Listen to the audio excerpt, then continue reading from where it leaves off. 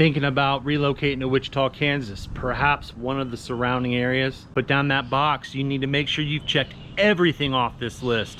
It's the ultimate list. How about relocating smarter? We're talking from setting the groundwork to keys in hand. Link below, you'll get access to my Relocate Smarter Wichita, Kansas Relocation Hub. All the free downloadable goodies, all of the nationwide links. We're talking schools, crime, and so much more. All down there. Access to my relocation playlist, the various suburb playlist, all in one easy, convenient place. No sign up required. We're hopping into it. Setting the groundwork. You got to have a solid plan. Are you currently renting? Do you have a home to sell? We can certainly hook you up with somebody for that as well. We need to make sure we have somebody who is competent and capable to take care of things where you're at. That is vital. From there, what is that motivating factor? This is more than, hey, I need a place to lay my head. I'm talking, are we moving for family, a job, schools? What is it? Identify it so we know. This helps both of us. And then we get into beds, baths, rough idea of time frame,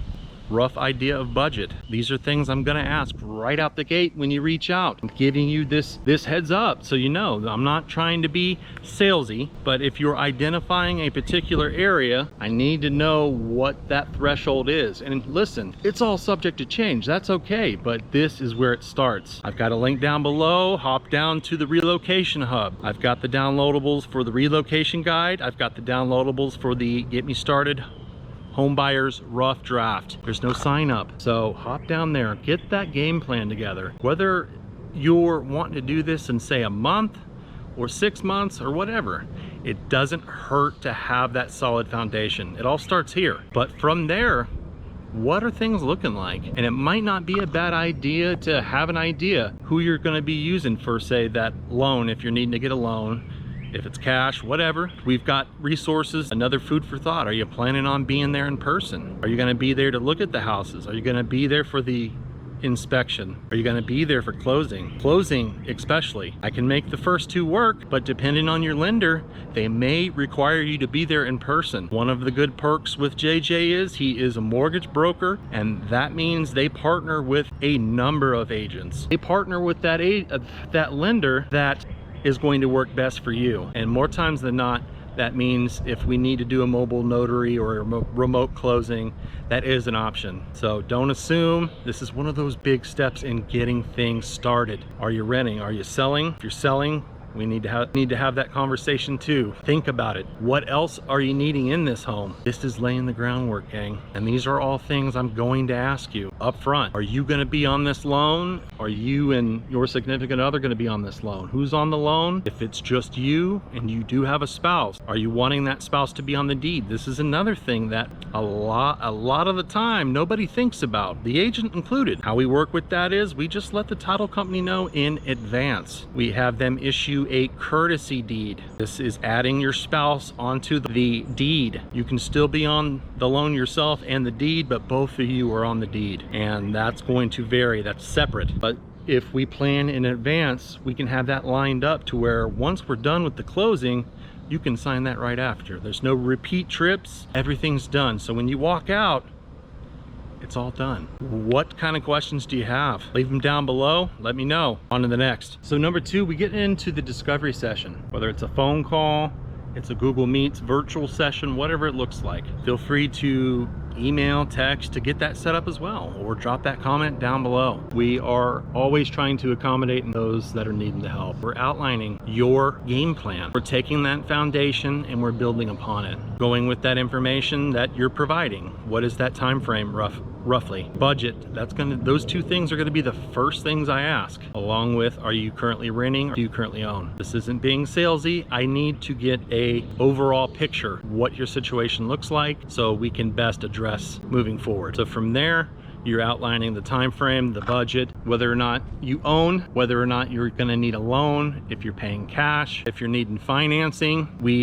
I'm always plugging JJ. He's a mortgage broker with Nexa Mortgage. That means they partner with multiple lenders, giving you the best option based on what your needs. And with that flexibility, they offer some things that others don't. Remote signings, mobile notaries, stuff like that. It's always a little food for thought. We don't want you getting hot and heavy nearing the end and hey, I can't be there, and it becomes a problem. We just need to let everybody know, the lender, myself, the title company, in advance. After this discovery call, if you've not selected a lender, we're gonna put you in front of, say, JJ, some other options to get those next steps started. So we can get an idea beyond just a rough idea of your budget. From there, we'll have an idea of price range and whether or not the numbers work. If the numbers work, okay. If not, back to the drawing board. We'll take it to the next level. We initially have you get pre-approved before we start showings. There'll be some touring form that we have to have signed prior to as well. This is giving you everything up front. We're not pulling any punches. We're not waiting to tell you after the fact. Keep it transparent. This is the checklist, getting you where you want to be. We've had the discovery session. We're on the same page. We know what you need, you want, time frame. You've gotten with the lender. They've given you a rough idea of cost-wise for your closing cost, your mortgage. Before we get started, that is subject to change. Remember, some of these things, such as insurance, such as taxes, special taxes, HOA fees, are going to vary from home to home. That's why before we get started making any offers on these homes, we want to make sure and go through the numbers. What does that closing amount look like? What does that monthly mortgage look like before we get started? We want to make sure you've had a chance to go through everything and verify it makes sense. Got the touring form signed. There'll be some other paperwork, but we're doing showings, whether that's in person and we schedule that out or it's virtual. It's up to you. It's got to make sense at the end of the day. Like I said, we use Google Meets and we're just going to do showings. Give me your feedback, what makes sense, what do you like, what you dislike, and from there it's showings until you want to make an offer. And then making the offer, it's more than just the purchase price. There's a lot that goes into play here. Purchase price. Are you paying your own closing cost? Are you gonna ask the seller to pay for some of that? Home warranties, are you gonna pay for that? Are you gonna ask the seller to pay for that? Do you even want that? Closing date, we're outlining the terms, what that looks like, what's staying with the house. We'll have all the supporting documents there. Should there be a case like it needs flood insurance, we're going to be checking the FEMA flood maps. You've got access to that resource as well. You can search by address if you want, gang. Over there in the Relocation Hub. It's over there, nationwide tool. It's gonna outline if you're under any leases, if you've got say a contingency. What that means is a condition that has to be met before you can proceed to close. We're talking maybe you gotta sell your current house, stuff like that. At this point, wash, rinse, repeat. Showings, offers, until we get the offer accepted. On to the next. Your offer's been accepted, congrats. Now the real work begins. So at this point, we're moving quick. Earnest money's due. This is your skin in the game. Think of it like a deposit. As long as we close, gang, it goes towards your funds to close. We need to start scheduling inspections. Your general home inspection, your termite, radon, sewer scope, whatever. We'll have, I'll plug Jason Hancock, the Hancock team with Pillar to Post. And he is part of my VIP client program, along with JJ with Nexa. He's also in there. And this is just an additional perk to elevate your experience, gang. So check it out. There is a sign up, but there's so much there to elevate your experience before, during, and after. But like I said, scheduling inspections, and JJ or the lender will reach out to snag money for the appraisal. Things are moving quick. We need to get on it. In the contract, there'll be a time frame that we delegate towards our inspection. This is hiring said inspector. This is doing inspections and asking for any repairs, unless it's selling as is. Or so the home inspector, the lender, myself, gang, feel free to pick. At the end of the day, this is your journey, but it matters who you work with. We've been working on building a pretty cohesive team for this, and he's got tools that a lot of others don't. With his premium package, you get access to another hub. You can have all of your appliances, kitchen, dishwasher, water heater, it's all there. And we're able to use tools to find out how old this stuff is. The estimated life, access to repair clinic where you can buy the parts wholesale. And if you're handy, and maybe if you're not, they've got videos to show you how to fix this stuff too. And if not, hey, you're part of the VIP program, so you got access to handymen, plumbers, electricians, all that stuff. So at this point, we're booming. We're getting it done and we're moving forward. So earnest money deposited, appraisal money deposited. We've done the inspections and we're negotiating. Remember, gang, there's no such thing as a perfect house. There's gonna be a honey-do list, and that's okay. That's fine. Even brand new houses, you're gonna find quirks from time to time.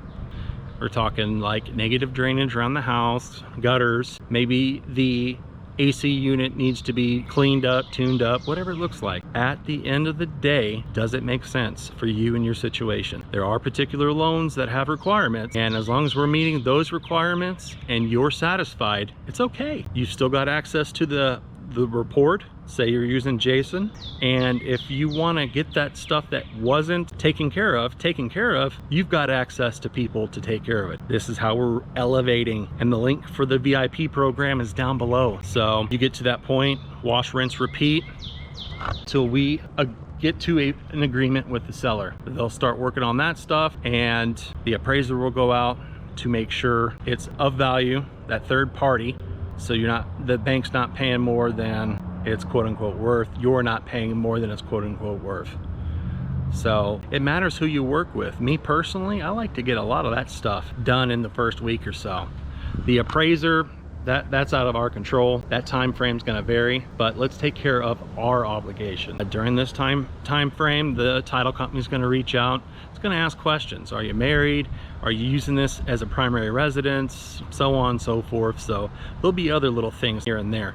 But during this time frame as well, you need to make sure you have a insurance person picked out. As soon as we go under contract, that's another one of those immediate things. Make sure you have somebody, make sure that's done. Check in with JJ or your lender to make sure they've got everything they need for you. Keep up the communication, and when things come up, we just got to knock them out as soon as possible. This is going to put you in the best possible position, especially if we're doing this virtual, especially if you've got a house to sell back home.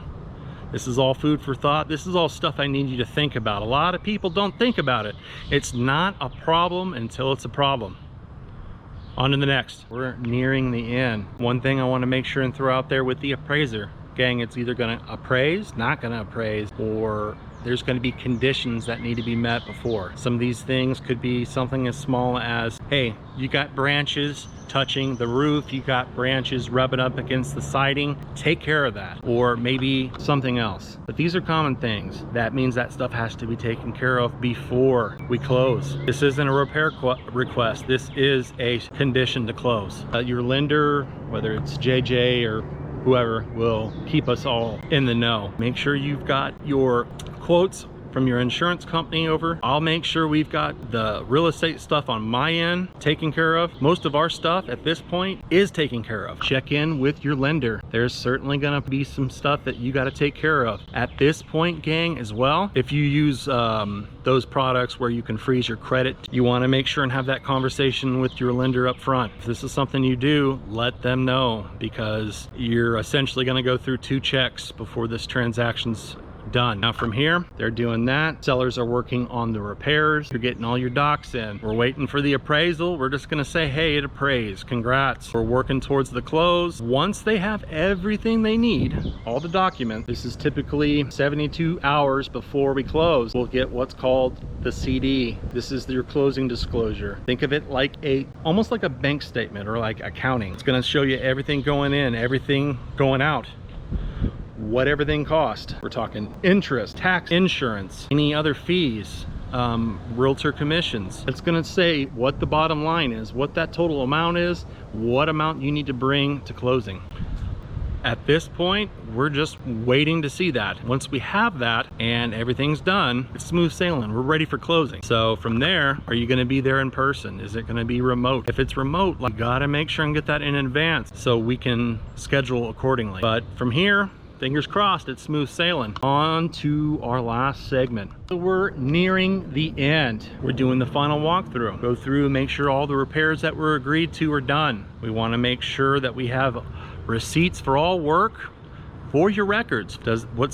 Everything look good? Walk through the house. Repairs done? Are you satisfied? And this can be another one of those things where it either works for you or it doesn't. Everything's good, all the repairs are done, you're satisfied.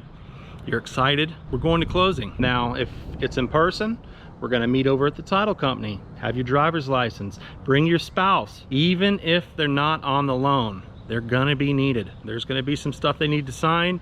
If we're doing the courtesy deed, they're also gonna need their driver's license. They're gonna need to be able to sign as well. Remember, like I said, this is separate. There'll be a separate fee. Bring a check. It's gonna be made out to whatever county, whether it's Sedgwick, it's Butler, Harvey, Sumner, whatever, and there's different fees. And if that's something you want, we let them know in advance, so they've got it all prepped. They've got it all ready, and you're gonna know what that cost. But like I said, separate check. Now at this point, patting each other on the back, you might be thanking the seller, but it's just beginning. We're not stepping away just because we're done. Another one of those pro tips I tell my clients: replace all of your locks, your garage door codes, all that stuff. We're not saying anybody's gonna do anything, but be safe. From here, it's just beginning. Thank you for the opportunity. We're welcoming you to Wichita or wherever you decide to call home. This is the comprehensive list. This is some stuff that a lot of other agents don't go over. We're done. Okay, I'll see ya. Bye. That list from the inspector, all that stuff that needs to be taken care of, you got a honey-do list. It doesn't go away just because we're done. Now, if you can do it yourself, cool. If not, sign up for the VIP program. We've got discounts on national companies. We've got local perks. It doesn't cost anything. Sign up. You're getting access to my network. We've got honest, competent people that are going to take care of you. Doesn't end at the closing table. This is the checklist, gang. What do you think? Drop them down below. This is your A to Z list. What are your questions? What are your thoughts? Drop them down below. If you got any value, gang, do me a solid, like, comment, subscribe. All the YouTube stuff, contact information's down below. The Relocate Smarter Wichita Hub is also down below. The various suburb playlists down below. The downloadable goodies, the nationwide links, all on the hub. No sign up, super helpful. That's us raising the bar, elevating. I got a newsletter too. No sign up on that.